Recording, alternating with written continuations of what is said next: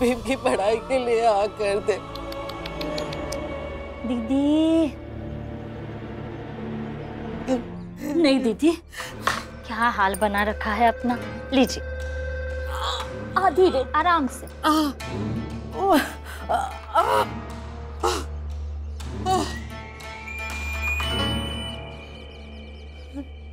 दीदी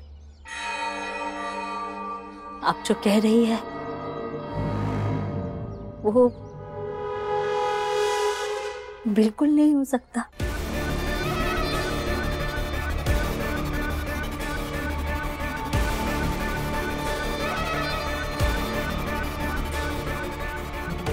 इतनी अजीब क्यों है आप? जब भीम के पक्ष में निर्णय होता है तो उसे तो पहुंच जाती है बधाइयां देने, और आज मेरे पक्ष में निर्णय हुआ है तो मुझे बधाई भी नहीं दे सकती आप। ऐसा करेंगी आप मेरे साथ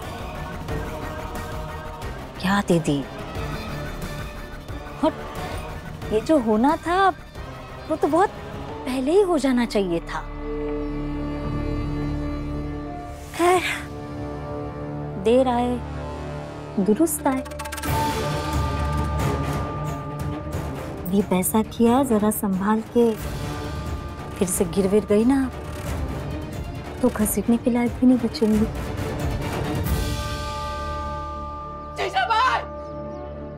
मैं तुझे आज दिल से बद्दुआ देती हूँ कि तू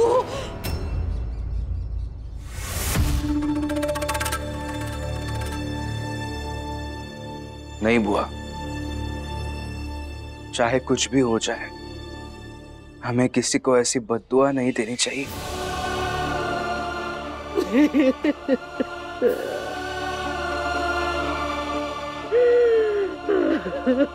मत रोइए बुआ, मत रोइए। क्या होगा तेरा बेटा? आगे पढ़ाई कैसे करेगा? नौटंकी।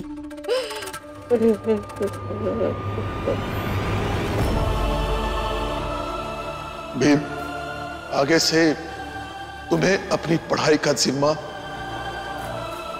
खुद उठाना पड़ेगा। मैं, आनंद, लक्ष्मी, मीरा, कोई भी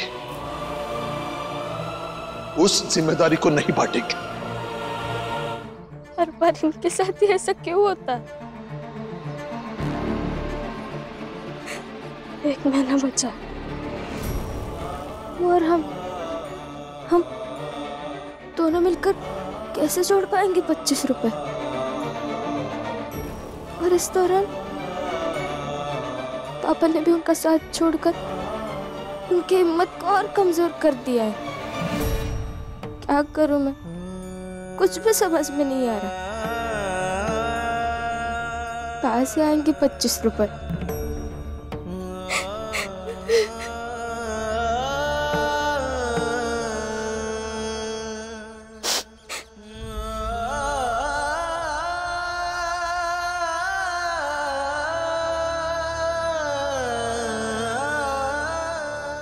रमा,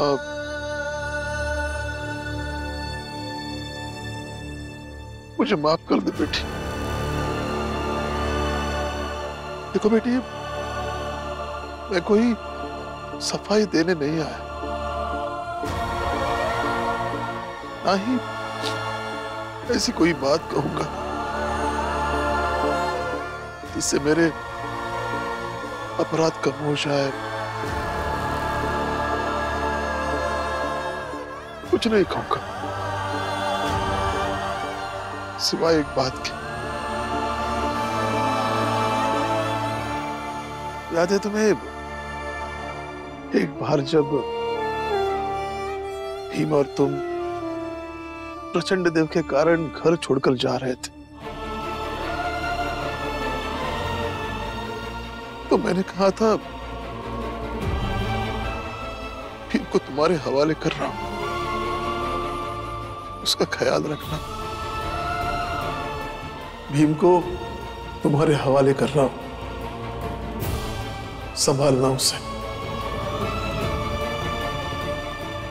आज फिर से कह रहा हूं,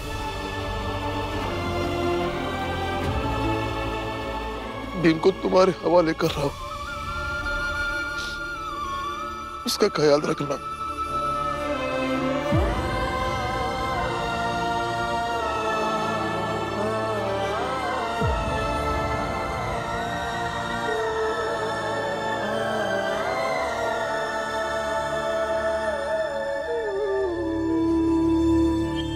मालिक, मालिक, मालिक, बहुत बड़ी खुशखबरी लाया हूं। सुना, राम जी ने यह फैसला किया है कि वो खुद भीम की पढ़ाई में कोई मदद नहीं करेंगे और ना ही उसके घर वाले भीम की कोई मदद करेंगे।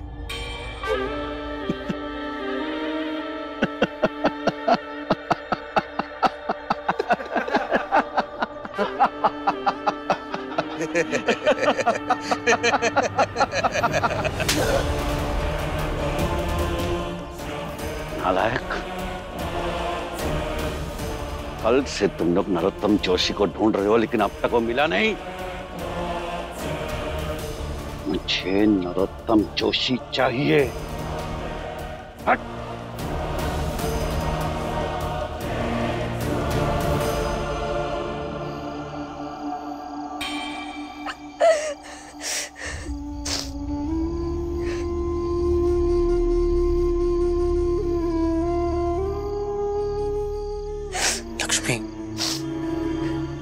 मत रो।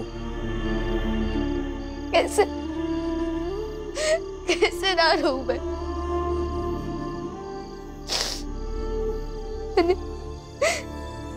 मैंने भीम भाव के साथ कितना बुरा व्यवहार किया,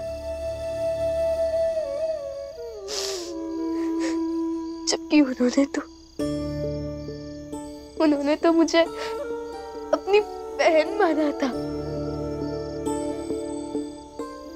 लेकिन मैं नहीं समझ पाई ये भाई बहन का रिश्ता। ईश्वर ने उन्होंने मुझसे मेरा बच्चा छीन लिया, इसलिए। लक्ष्मी, इसलिए छीन लिया। लक्ष्मी, मत रो और कुछ भी मत बोलो। अब तुम भीम का साथ दे रही हो ना, खड़ी हो ना उसकी लड़ाई में उसके साथ, तो उसकी एक बात अपने दिल में गाड़ लो। भीम क्या कहता है हमेशा कि किसी भी मुसीबत से अगर हिम्मत से लड़ा जाए तो जीता जा सकता है। हम भी जीतेंगे लक्ष्मी, हम भी जीतेंगे। तुम रो मत, हिम्मत रखो।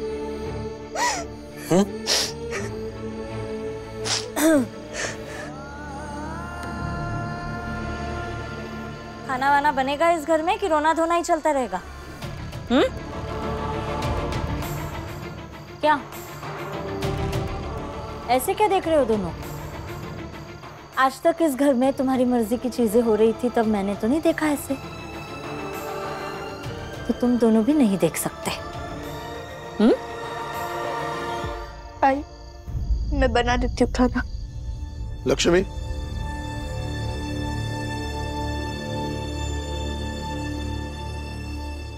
मेरा खाना मत बनाओ बेटे, भूख नहीं है। और आई, मुझे और इन्हें भी खाना नहीं खाना, तो सिर्फ आपके लिए बनाना है, तुरंत बन जाएगा। अगर आपको कुछ मीठा खाना है तो बता दीजिए, वो भी बना देती। निकी और पूछ पूछ जरूर बनाओ मीठा। और देखो, जिसे खाना है वो खाए, जिसे नहीं खाना है वो ना खाए। मुझे वो सब नहीं पता। मुझे बहुत भूख लगी है, जल्दी से खाना बनाओ जाओ। और हाँ, कल सब्जी में नमक कम हो गया था, जरा चखने के लिए देना पहले।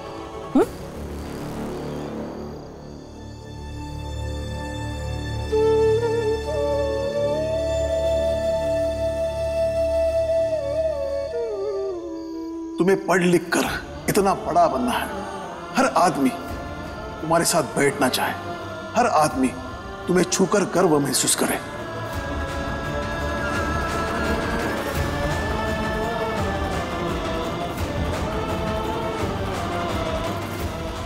सब तेरी किताब है।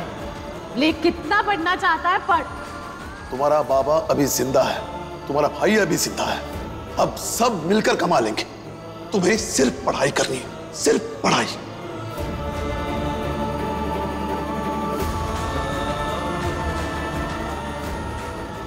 भीम को तुम्हारे हवाले कर रहा हूं, उसका ख्याल रखना।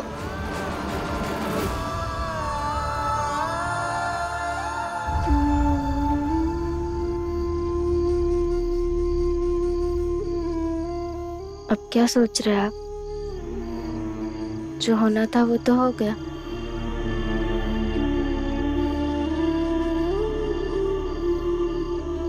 रमा,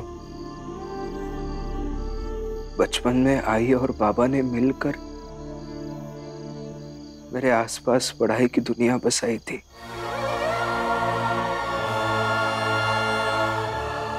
आई तो बचपन में ही मेरा साथ छोड़ के चली गई।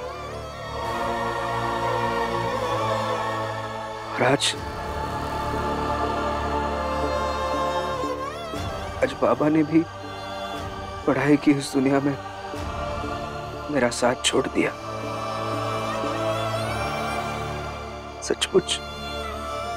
सचमुच का अकेला पड़ गया हूं अभी मैं। पापा ने भले ही आपका साथ न देने का फैसला किया, लेकिन वो दिल से यही चाहते हैं कि आप बहुत पढ़ाई करें, बहुत आगे बढ़े।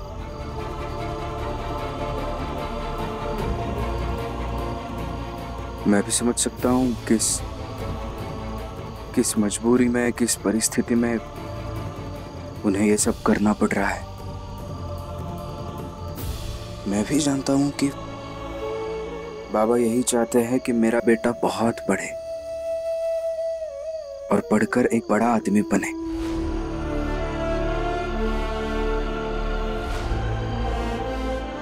मैं करूंगा।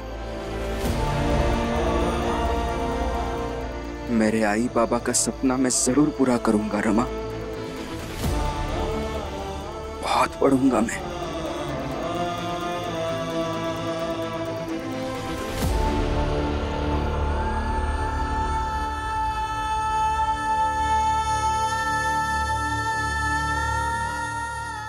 चलिए साथ में घूम कर आते हैं, पढ़ाई की एक नई दुनिया बनाते हैं। चलिए।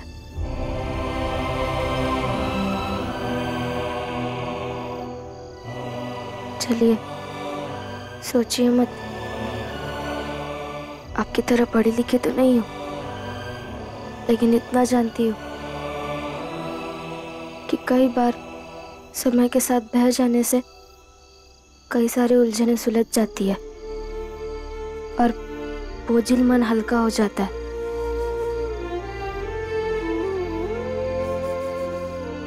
चलिए एक नई शुरुआत करते हैं।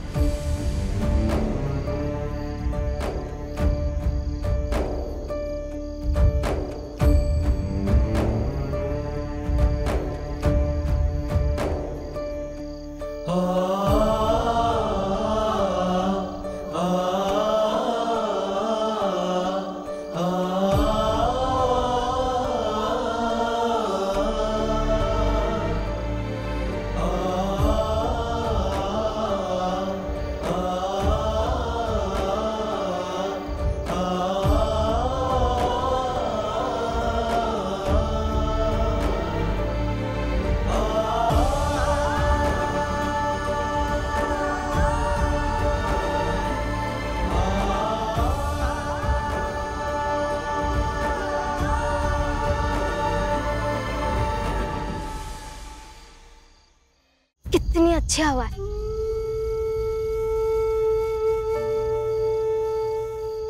अब अच्छा लग रहा है आपको? बताइए ना, अब अच्छा लग रहा है ना?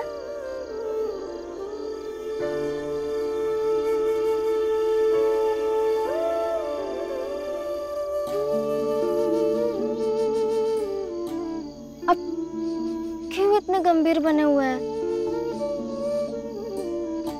खुद ही कहता है ना कि हर परिस्थिति से जूझना चाहिए, लड़ना चाहिए। खुद ही मुंह फुलाए हुए हैं।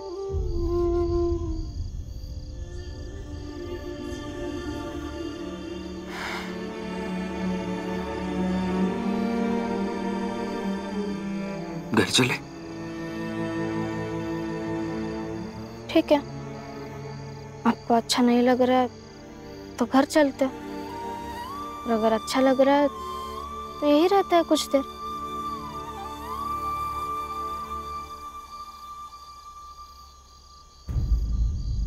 मतलब अच्छा लग रहा है ना?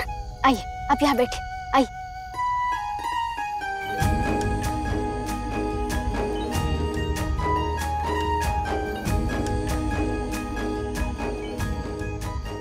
देखिए, अभी भी 28 दिन है पैसे जमा करने के लिए।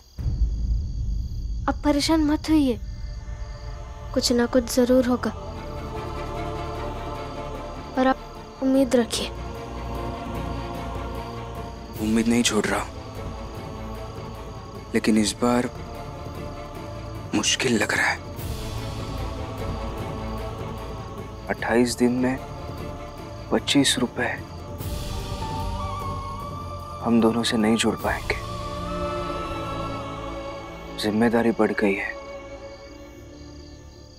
बुआ की भी जिम्मेदारी है। आपके जीवन में पहले भी ऐसे मुश्किल दिन आ चुके हैं।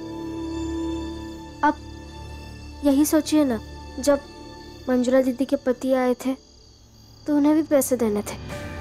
मंजुला, चेन मिली या नहीं? 1 सप्ताह का समय दे दीजिए, आपकी चेन आपको मिल जाएगी। और अगले 1 सप्ताह में अगर आपने मेरी पत्नी की चेन वापस कर दी तो मैं मंजुला को लेकर यहां से चला जाऊंगा। लेकिन अगर 1 सप्ताह में चेन वापस नहीं की तो भी मैं चला जाऊंगा, मंजुला के बगैर। ऐसा लग रहा था कहीं से कुछ नहीं हो पाएगा, लेकिन हुआ ना। तुमने तो मुझे नहीं बताया, पर मैंने पता कर लिया कि तुम्हें पैसों की बहुत जरूरत है। ये पैसे रखो। वो हो गया रमा, लेकिन इस बार रकम बहुत बहुत बड़ी है। ना हाथ में नौकरी है, ना आगे कोई नौकरी नजर आ रही है, ना कुछ रास्ता नजर आ रहा है। लगता है कि शायद मैं आगे बढ़ भी नहीं पाऊंगा। ऐसा मत भूले। भीम,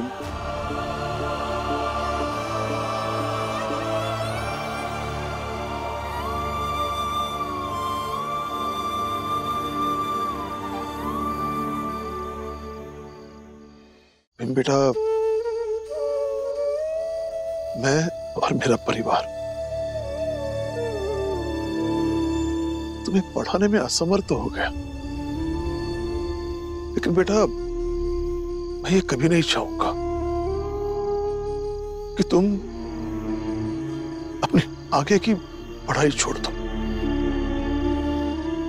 बल्कि ये चाहूंगा कि तुम आगे की लड़ाई खुद लड़ो, खुद लड़कर जीतकर दुनिया के साथ साथ अपने बाबा को भी साबित करो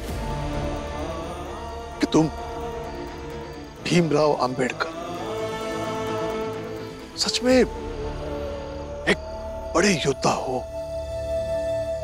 अगर तुम ये साबित नहीं कर पाए तो मुझे तुम्हारी काबिलियत पर बड़ा अफसोस होगा।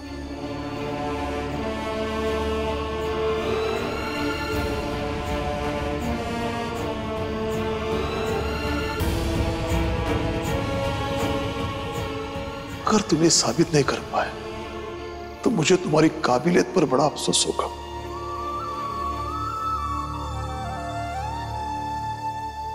माफ कर दो बेटा इस बात के लिए, जो सपना मैंने तुम्हारे लिए देखा था